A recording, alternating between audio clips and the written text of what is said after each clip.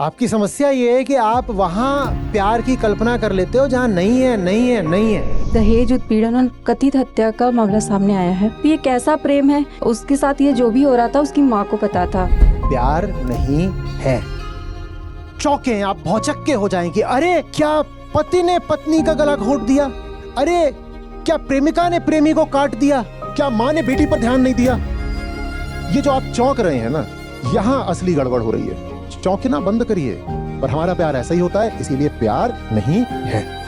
बस इतनी सी बात है। तुम 45 के होके भी मूर्ख हो, तो 25 में तुम कैसे भगवान बन गए किसी को जन्म देके? और जन्म दिया क्यों?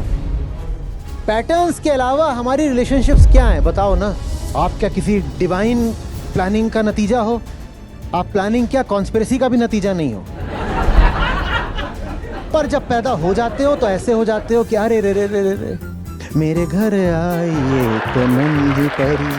तुझे पता है तेरी दादी ने तुझे महादेव से मांगा था? काहे? टण टण। और वो पूछ रहा छोटू पर इसमें मेरी क्या गलती थी? क्या पता इसी से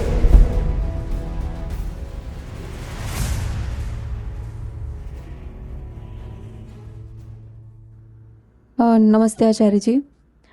आचार्य जी, मेरा प्रश्न दहेज उत्पीड़न को लेकर के है, एक मामले से। हाल ही में दहेज उत्पीड़न और कथित हत्या का मामला सामने आया है। उसमें मुझे जो सबसे चकित करने वाली बात लगी है कि उसके साथ ये जो भी हो रहा था उसकी माँ को पता था। और उसने व्हाट्सएप चैट में अपनी माँ से शेयर किया था कि उसका पति उस पर कुछ आरोप लगा रहा था कि उसका किसी और के साथ रिश्ता है। कुछ ऐसी बातें सामने आई हैं। तो आचार्य जी, अभी चूँकि वो नहीं रही तो उसकी माँ काफ़ी दुखी है और अपनी बेटी की इंसाफ के लिए जगह जगह गुहार लगा रही है। तो ये कैसा प्रेम है कि जीते जी उसके पीड़ा को समझ नहीं पाता और मरने के बाद किसी चीख चीख कर न्याय की मांग करता है। मृतक का नाम लेना उचित नहीं है और किसी विशेष व्यक्ति को उदाहरण बनाना भी उचित नहीं है। ये सब जब जाए तो ये नाम वगैरह हटा भी दिया जाना चाहिए। लेकिन एक सामान्य जनरल बात आप समझ लीजिए, प्यार नहीं है। बस कुल इतनी सी बात है। अब बाकी आप बोलो तो मैं आधे घंटे और बोल सकता हूं। प्यार नहीं है। रिश्तों का ताना बाना है जिसमें अधिकार बता दिए गए हैं, कर्तव्य बता दिए गए हैं, सबको सबकी कुर्सी बता दी गई है। तुम इस जगह बैठोगे, तुम यहाँ बैठोगे, तुम ये करोगी, तुम वो करोगी, ये सब कर दिया गया है। ये कॉन्ट्रैक्ट है, अनुबंध है, करार है, समझौता है, कॉम्प्रोमाइज़ है। इसमें प्यार नहीं है। बस बात हो गई। इसमें अब मैं और क्या बताऊं। और किसी एक मुद्दे की बात नहीं है। कहीं कोई दुखद घटना घट जाती है, खासकर दहेज हत्या हो जाती है या कुछ और ऐसा हो जाता है, तो हमें बुरा लगता है, हम उसकी बात करना चाहते हैं। इंसान है, बुरा लगेगा। लेकिन उनकी भी बात कर लो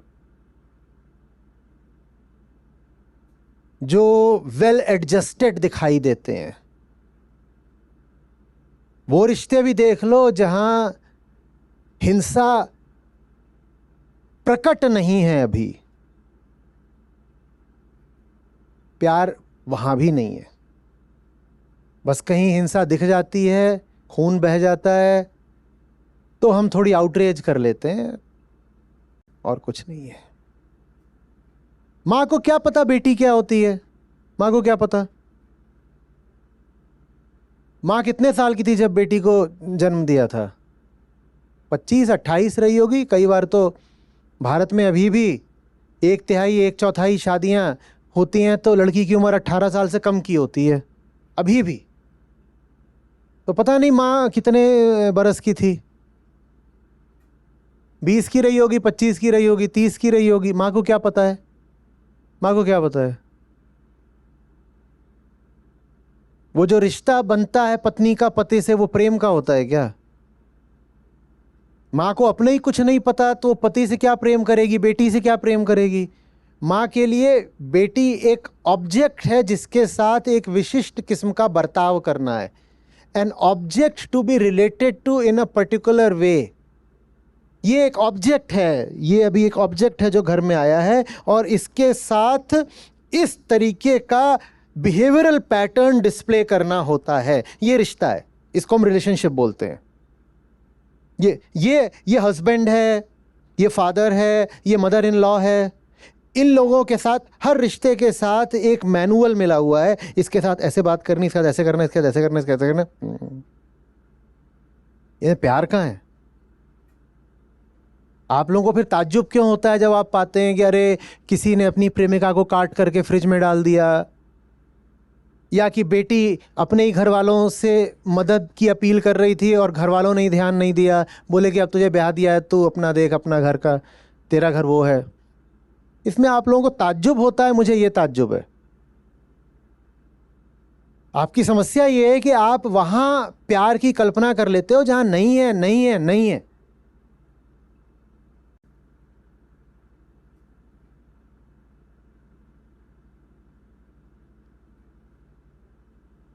पैटर्न्स के अलावा हमारी रिलेशनशिप्स क्या हैं बताओ ना। और पैटर्न तोड़ के देखो, रिलेशनशिप टूट जाएगी। पैटर्न समझते हो ना? ढर्रा, ढांचा, ग्रूव, एक नक्शा, एक एल्गोरिदम, एक आदेश पत्र। उसको बदल के देखो, उसको तोड़ के देखो, उसको छेड़ के देखो क्या होता है। देखो क्या होता है। जिसका नाम नहीं लेते उसे नाम से पुकार के देखो, जिसको जी नहीं बोलते उसको जी बोल के देखो, और जिसको जी बोलते हो उसको जी बोलना बंद करके देखो। देखो क्या होता है रिश्तों का। देखो ऐसे गिरने शुरू।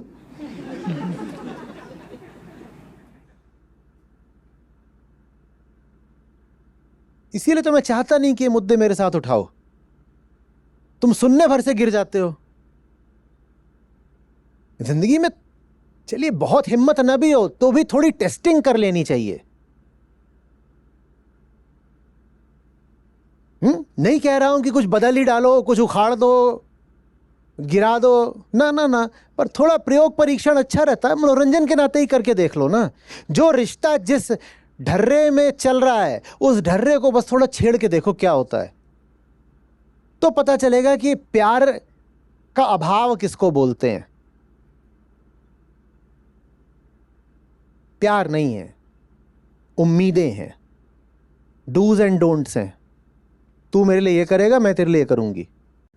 तुझे ऐसे ऐसे रहना है, मुझे ऐसे ऐसे रहना है। ये तेरी लक्ष्मण रेखा है, ये मेरी है। तूने अगर ऐसा करा तो मैं नाराज हो जाऊंगी, मैंने अगर ऐसा करा तो तुझे नाराज होने का हक है। यही। और ये चलो दो वयस्क लोग अपने साथ करें, स्त्री पुरुष करें, समझ में आता है। यही काम तो बच्चों के साथ भी होता है ना। बच्चा क्या है हमें क्या पता, हमें क्या पता बच्चा क्या होता है। आपको क्या पता बच्चा क्या होता है? क्या पता बताइए, बच्चा माने क्या होता है? यहां कितने लोग बैठे हैं जो अभी 40 पार के हैं? हाथ उठाइएगा। अरे बाबा बहुत सारे हैं, लगभग 40% ही हैं 40 पार के। तो आप अभी बहुत होशियार हो। कितने हैं जो 40 पार के हैं पर मानते हैं कि बुद्धू हैं? चलो हाथ उठाओ। तो जब 25 के थे तब कितने होशियार थे? 40 पार कर गए, 45 के हो गए, 55 के हो गए, अभी भी बुद्धू हो, तो 25 के थे तब कैसे थे? तो इस शरीर से क्या निकाल मारा और बोल दिया संतत इसको जन्म दिया है, अब हम पिता परमेश्वर हैं। यकायक में मां से देवी हो गई। कैसे भाई, कैसे? तुम 45 के होके भी मूर्ख हो, तो 25 में तुम कैसे भगवान बन गए किसी को जन्म देके? और जन्म दिया क्यों जब तुम्हें जिंदगी का कुछ पता नहीं, जीवन की कोई तमीज नहीं? और ये मैं थोड़ा क्रोध में बोल रहा हूं, बोलना चाहिए क्योंकि एक इंसान की जिंदगी का सवाल है। वो बच्चा पैदा क्यों किया? जवाब दो। तुम्हें क्या पता है? तुम कुछ नहीं जानते, पर तुम उसको ले आते हो और फिर तुम कुछ जानते नहीं इसका करना क्या है, तो कुछ शारीरिक काम है जो उसके साथ कर देते हो। चलो इसको साफ कर दो, नहला दो, मालिश कर दो, दूध पिला दो, खाना खिला दो, ये कर देते हो। वो जो तथाकथित पिता है वो ऐसे देखता रहता है, बोलता है इसका क्या करना होता है, कि अच्छा स्कूल में डालना होता है, वो ऐसे उठा के स्कूल में डाल देता है।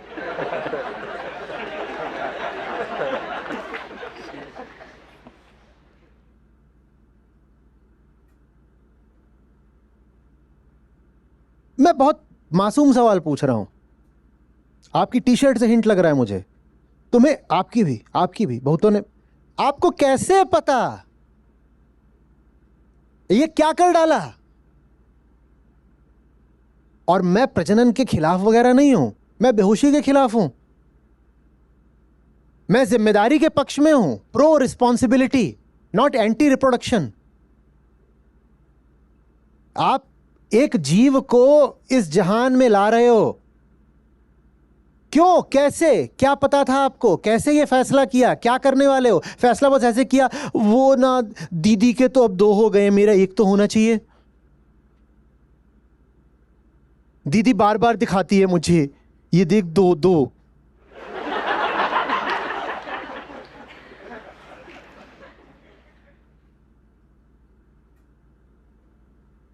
संजय सुनिए ना, चलिए ना प्लान करते हैं।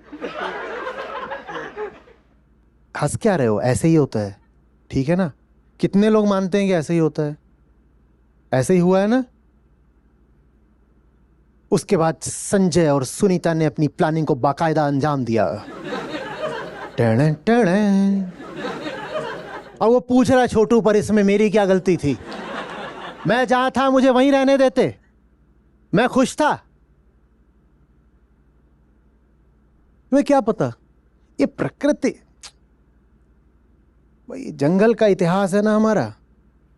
25 तो ज्यादा होता है, स्त्री पुरुष तो 15 की उम्र में ही प्रजनन के लायक हो जाते हैं, तो कर लो, 15 में ही पैदा कर लो।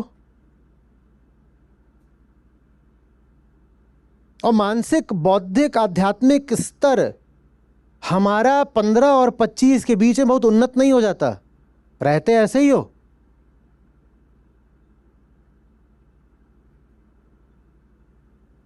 पर बच्चा जनने में अव्वल नंबर, फटाफट कूद कूद के, एक और एक और। हंस रहे हो? और ये सब कर गुजरने के बाद अब उम्मीद ये है कि प्यार होगा। हेलो, क्यों हो? क्यों हो? कई टीनेजर्स, युवा लोग आते हैं, मुझे मेरे पेरेंट्स से कभी भी लव एंड अंडरस्टैंडिंग नहीं मिले। अबे क्यों मिले? उनमें आपस में ही नहीं है, वो खुद को ही अंडरस्टैंड नहीं करते हो, तुझे क्या अंडरस्टैंड करेंगे? तेरी समस्या यह है कि तू उम्मीद कर रहा है कि वो किसी लायक हैं, कि वो तुझे समझ सकते हैं। उन्होंने खुद को समझा है कभी कि तुझे ही समझ लेंगे? उन्हें माफ कर, आगे बढ़, जाके बोलो उनसे कि माफ किया, हमारा तुम्हारा गेम सेटल्ड, कोई गिला शिकवा नहीं। लेकिन वो नहीं, ऐसे सोचते हो जैसे कि बाप तो भगवान है ना, उसके पास क्षमता थी मुझे समझने की, पर उसने मुझे समझा नहीं। अरे उसके पास क्षमता ही नहीं है, तुम्हें समझ में क्यों नहीं आ रहा? अच्छा, आप जिस उम्र के हैं, 40 पार वालों, कभी आपके पिताजी माताजी भी इसी उम्र के थे? आप 45 के हैं, कभी आपके माँ बाप 45 के थे? जब आपके माँ बाप 45 थे तब आप कितने के थे? तो आप 20 के थे। तब आप 20 के थे, माँ बाप 45 थे, आप उनकी ओर देखते थे और सोचते थे देखो कितने महान हैं, कितने समझदार हैं। अब आप खुद 45 के हो तो पोल खुल गई ना। अब आप समझ गए ना 45 में आदमी कितना बुद्धू होता है। पर आप जब 20 के थे तो सोचते थे कि माँ बाप समझदार हैं क्योंकि 45 के हैं। 45 का होने से क्या होता है? 45 के तो आप भी हो, देखो कैसे हो। पर रहता यही है कि वो बड़े हैं, वो बड़े तो हैं पर बीच में एक ब्लैंक है।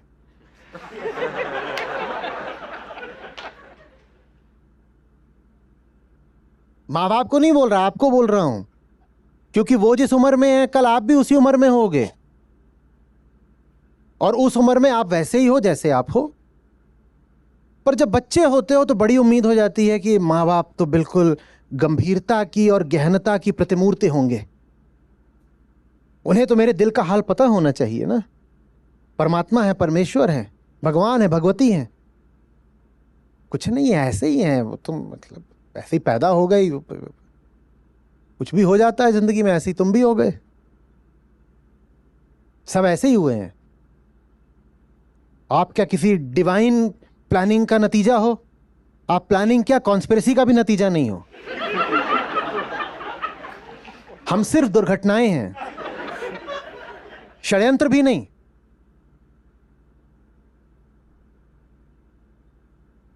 अपने आप को इतनी इज्जत मत नवाजा करो, कुछ नहीं है हम, ये अहंकार है बहुत बड़ा। फिर मेरे माता पिता का मिलन हुआ और उन्होंने मुझे बड़ी आत्मीयता से, ममत्व से और प्रेम से जन्म दिया। अपना अहंकार बढ़ा रहे हो और कुछ नहीं कर रहे हो। Be real. और वो रियलिटी तब आती है ना, तो सही बोल रहा हूं, जैसे थोड़ी देर पहले कहा था, माँ बाप को फिर माफ कर पाते हो, फिर माँ बाप के खिलाफ जो शिकायत होती है वो कम हो जाती है, क्योंकि साधारण इंसान थे, उनसे एक साधारण सी भूल हो गई बस। तुम क्या उस बात की तकलीफ छाती में बांधकर घूम रहे हो गया, कोई बात नहीं मम्मी, हो जाता है। मैं भी सुबह चाय बना रही थी, वो उबल गई।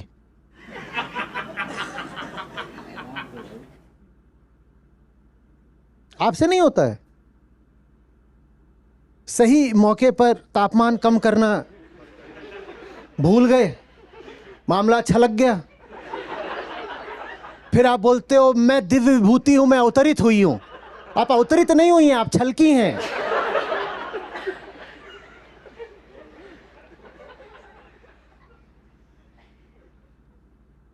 हंस लो अच्छे से। ये जो मजाक है, ये चुटकुला है, यही इंसान की जात है, यही हम हैं, समझना अच्छे से। हमारा होना एक एब्सर्डिटी है सचमुच।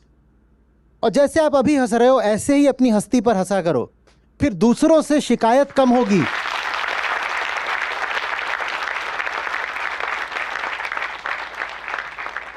तब तो कहानियां चलती हैं।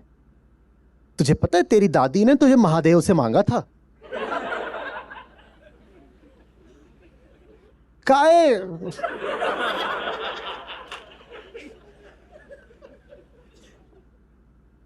बिना बात के असली बात ही बता दो ना।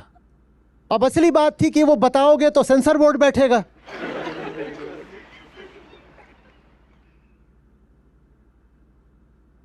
लेकिन वो असली बात अच्छी है, अश्लील भले ही हो पर मनोरंजक है। और अश्लीलता में भी क्या बुराई अगर वो सच्ची हो। सत्य यदि ऑब्सीन भी है तो है तो सत्य ना। बता ही दो अपने बच्चों को कि कैसे पैदा हुए थे। कम से कम उनके भीतर से ये उम्मीद हटेगी कि हम कोई बड़े हीरे मोती हैं जिनको जा करके दुनिया के बाजार से संग्राम करके हमारे अभिभावकों ने हासिल किया था। कितने तो मालूम है, बस इसलिए पैदा हो जाते हैं क्योंकि फैसला 51% का हो गया। बाकायदा जूरी बैठी थी ये तय करने के लिए कि ये पैदा होना भी चाहिए कि नहीं, रखें कि गिरा दें। और ऐसे ऐसे ऐसे पेंडुलम स्विंग करता रहा और बस 51-49 से ये फैसला हो गया कि चलो पैदा होने देते हैं। नहीं तो लगभग 50% संभावना थी कि तुम पैदा ही नहीं होते, फ्लश कर दिए जाते। किसी अस्पताल के पीछे इतना सा फीटस बन करके कचड़े के ढेर में पड़े होते।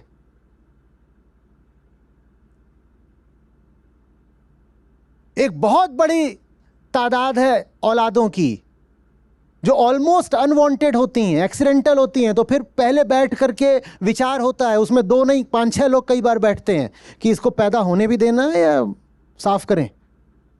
पर जब पैदा हो जाते हो तो ऐसे हो जाते हो कि अरे रे रे रे रे रे, मेरे घर आई एक नन्ही परी, चांदनी के हसीन रथ पे सवार। वो नन्ही परी बस 51% से पैदा हो गई है। जब जूरी बैठी थी उसी वक्त किसी एक का भी मूड बदल गया होता तो परी का परा हो जाता।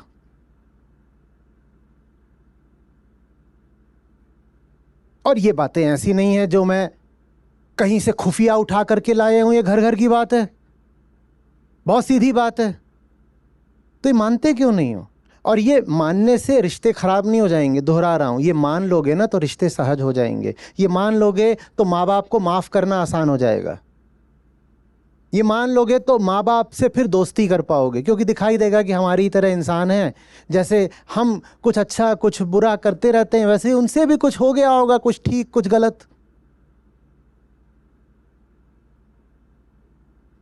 प्रश्नकर्ता के प्रश्न में मान्यता छुपी थी कि माँ है तो बेटी का तो ख्याल रखेगी ना, जैसे कि रिश्ते की परिभाषा में ये निहित हो। ऐसा कुछ भी नहीं है कि बेटी संकट में थी, माँ को बोल रही है कि माँ यहाँ ससुराल में मेरे साथ गलत हो रहा है, अत्याचार हो रहा है, माँ बचाओ, क्या करूँ, माँ रक्षा करो। तो माँ कहेगी कोई बात नहीं, मैं आ रही हूँ, या तू मेरे पास आ जा, या मैं कोई उपाय सुझाती हूँ। तुम ये क्यों मान रहे हो कि माँ ऐसा कुछ करेगी? क्यों मान रहे हो? क्योंकि तुम्हें लोक संस्कृति ने सिखा रखा है कि माँ बच्चे का रिश्ता तो अनिवार्यतः प्यार का होता है। और मैंने अपना पूरा उत्तर शुरू के ही 3 लफ्जों में खत्म कर दिया था, प्यार नहीं है। क्योंकि प्यार कोई शारीरिक चीज नहीं होती कि आप बच्चा जन्म दोगे तो प्यार हो जाएगा। प्यार बड़ी गहरी बात होती है। क्या कहते हैं हम, प्यार सीखना पड़ता है। एक उम्र के हो गए, तुम संभोग कर लिया, गर्भ हो गया, प्रजनन हो गया, तो उससे प्यार थोड़ी हो जाएगा, प्रजनन से प्यार हो जाएगा क्या? ये कैसी बात है? नहीं तो फिर प्रजनन ही प्रेम का मार्ग कहा जाता।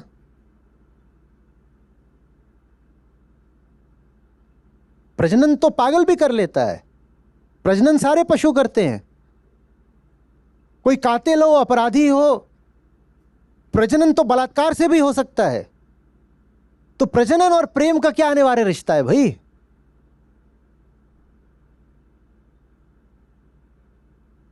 प्यार सीखना पड़ता है। और जिन्होंने प्यार सीखा होता है ना, वो फिर ये नहीं करते कि प्यार उसी से करेंगे जो हमारे जिस्म की औलाद हो। उनका प्यार बस होता है, उनका प्यार पूरी दुनिया के बच्चों के लिए होता है, पूरी दुनिया को ही अपना बच्चा मानते हैं।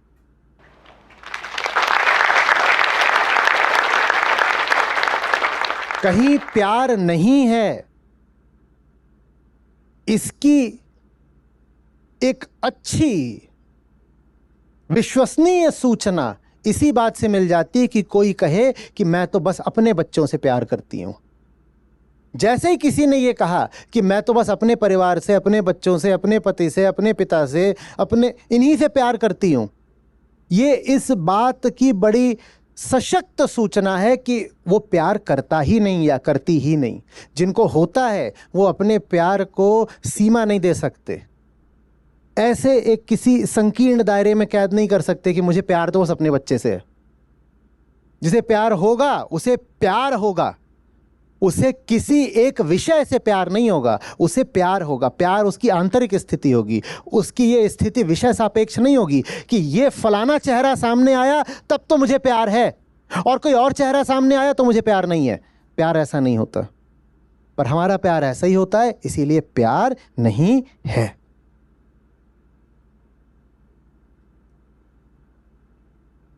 होना चाहिए, है नहीं। अध्यात्म इसीलिए है ताकि हम प्रेम सीख पाएं। आग्रह है मेरा, प्रेम सीखो। और प्रजनन से प्रेम नहीं आ जाएगा। ये जो संस्कृति में चलता है ना कि मां का बच्चे के प्रति प्यार तो उच्चतम होता है, अनकंडीशनल होता है। सबसे गहरा प्यार कौन सा होता है? मां बच्चे का। झूठ है ये, बहुत बड़ा झूठ है ये, ऐसा कुछ नहीं है।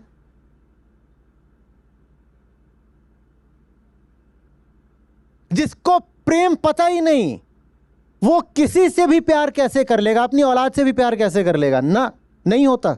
और जिसको प्रेम पता है उसके प्रेम को तुम रोक के दिखाओ, रुकेगा नहीं, वो सारी सीमाएं लांघ जाएगा। धर्म की, जात की, अपनेपन की, परायेपन की, उसके प्रेम को रोक नहीं पाओगे।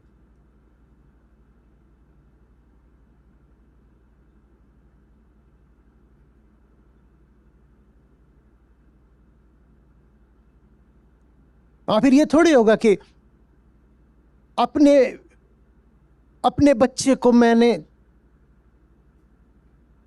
मुर्गे के बच्चे का सूप पिलाया। ये क्या कर रहे हो? ये क्या कर रहे हो? तुम्हारा बच्चा बच्चा और मुर्गे का बच्चा सूप। मैं इल्जाम नहीं लगा रहा हूं, मैं आपको आहत नहीं करना चाहता कि मैं कहूं कि देखो तुम दोषी हो, तुम गिल्टी हो, तुम में प्यार नहीं है। मैं चाहता हूं कि प्यार हो, लेकिन जब तक आप नकली प्यार को ही प्यार समझते रहोगे, प्यार कहां से होगा? नकली प्यार को हटाना जरूरी है ताकि असली वाला अंकुरित हो सके।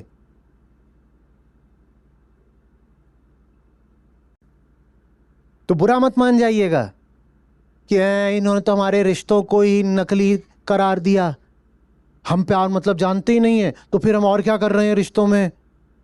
बहुत आसान है मेरी बात को अन्यथा ले लेना।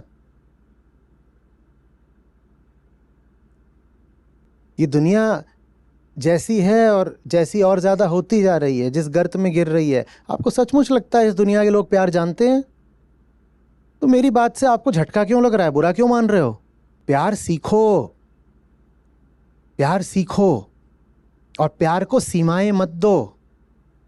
मत कहो कि मेरा परिवार है तो इसलिए प्यार है।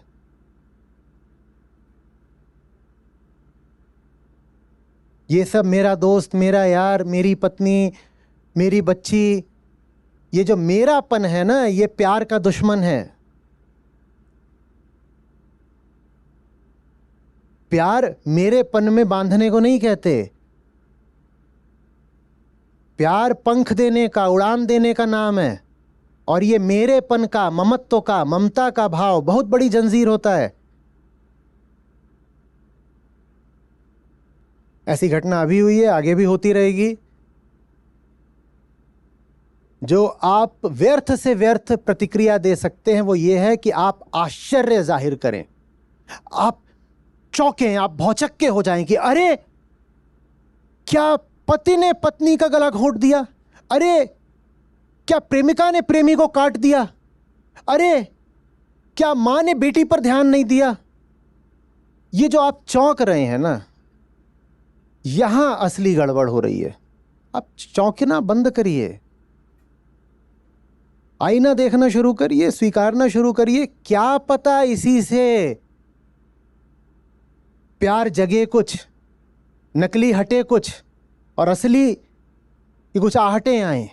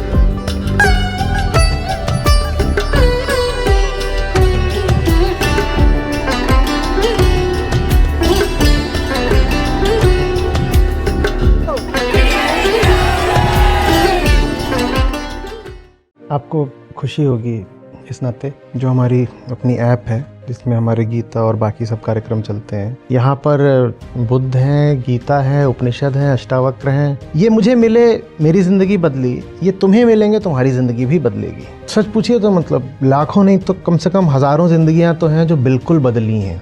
2 लाख से अधिक गीता प्रतिभागियों के साथ जुड़े आचार्य प्रशांत ऐप पर पहला महीना बिल्कुल फ्री। गीता मिशन का पूरा एक्सेस। ऐप पर आपको मिलेंगे नियमित लाइव सत्र, हर दिन आचार्य प्रशांत के विशेष संवाद, गीता कम्युनिटी का एक्सेस, गीता परीक्षा, चयनित समाचार, ऑडियो बुक्स, कोट्स और भी बहुत कुछ। गूगल प्ले स्टोर या एप्पल ऐप स्टोर पर आचार्य प्रशांत सर्च करें और अभी डाउनलोड करें।